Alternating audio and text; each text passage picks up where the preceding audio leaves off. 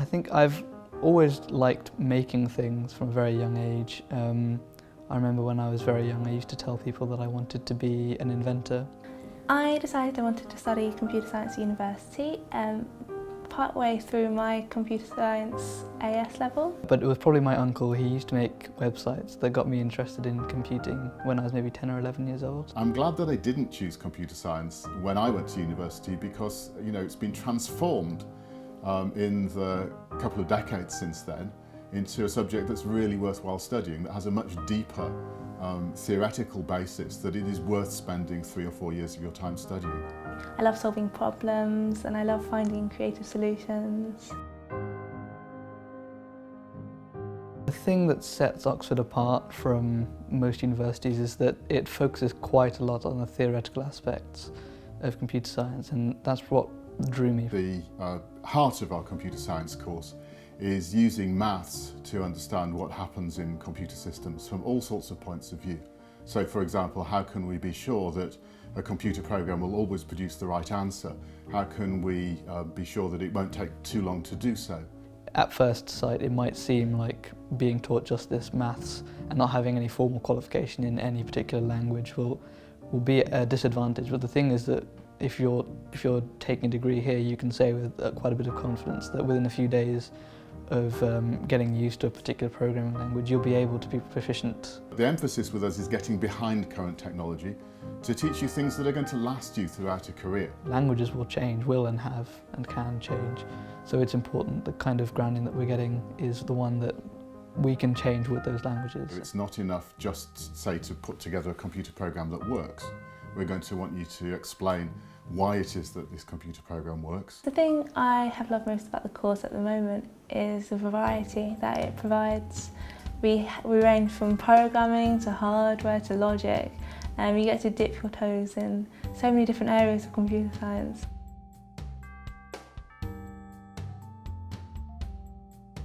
So one particular module that we're doing at the moment is it's one called Digital Systems. It's basically, the best way to describe it is it's the entire story of computers, from the logic and the electronic circuitry all the way up to operating systems. There aren't any options for your first year, but in second year you get to choose about half of your subjects. We have not just one but 3 opportunities to do your own project work during the course.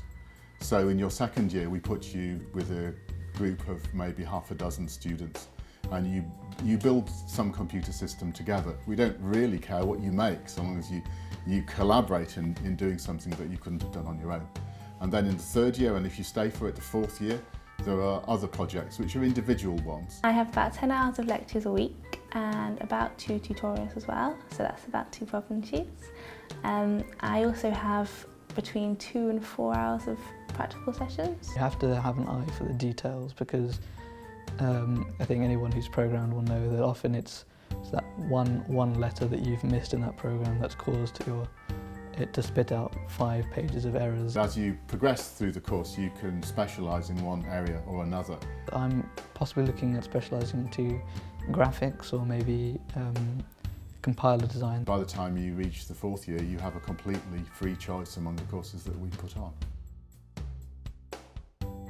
The tutors and the lecturers are definitely, they're a resource that I don't think anything else can really match up to. You'll be working with other students who are very able, and you'll be working with a tutor who is seeing you in very small groups, I mean 1-to-1 or 1-to-2.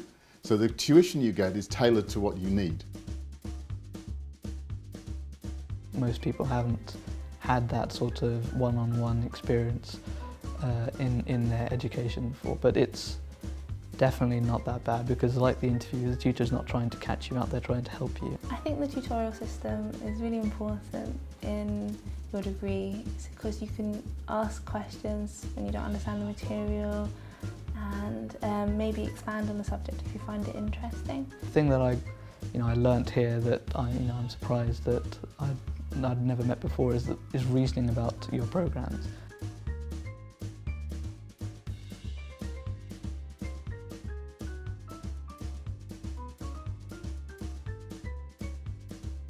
Quite a lot of the people who start computer science, they teach themselves and they do it on their own. And when you do that, you kind of develop an experimental attitude towards things, so it's more of a try first, think later sort of way of doing things, and it's not really sustainable in the long run. You are given so much work, you just have to learn to be more independent and to ask for help a lot more than you had to before. When you get here, your focus changes to solving problems, how to solve them efficiently, which is really what computer science is about.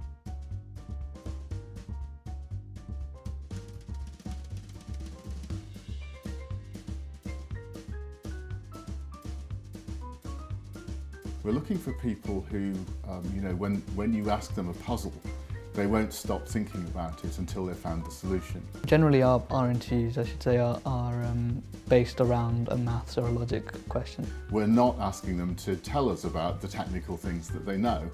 We're asking them to think about problems that might be solved by a computer.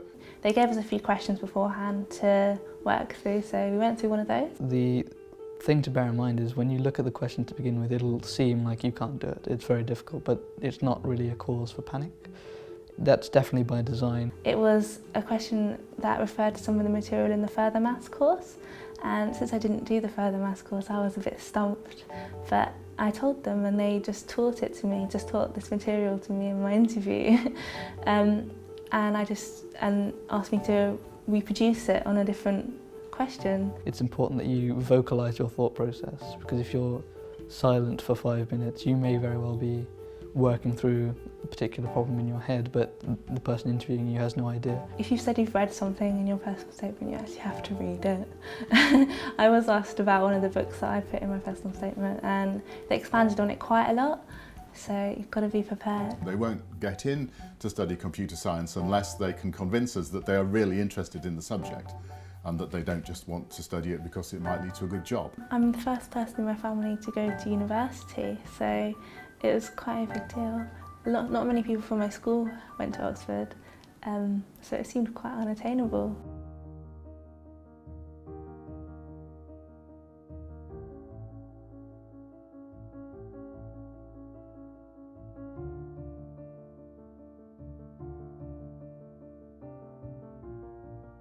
Something that many people believe about computer science when they think about doing it at university is that you've got to know a lot of stuff before you can even apply. And the truth about that is that when you come here, we're going to teach you computer science from the start. I told my mum. that was good. She was really happy for me. I was just ecstatic for weeks, telling everyone.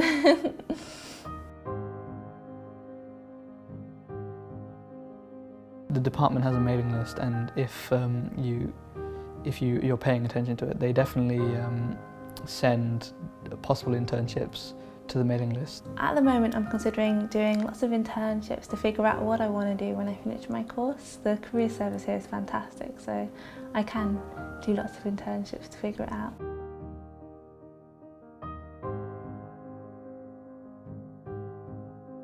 We find that about 25% of the people who leave go on to further study. And that's particularly true of those who've taken the 4th year, because it's really a preparation for further study. I would definitely like to go into industry. I'd definitely like to work as a software engineer somewhere.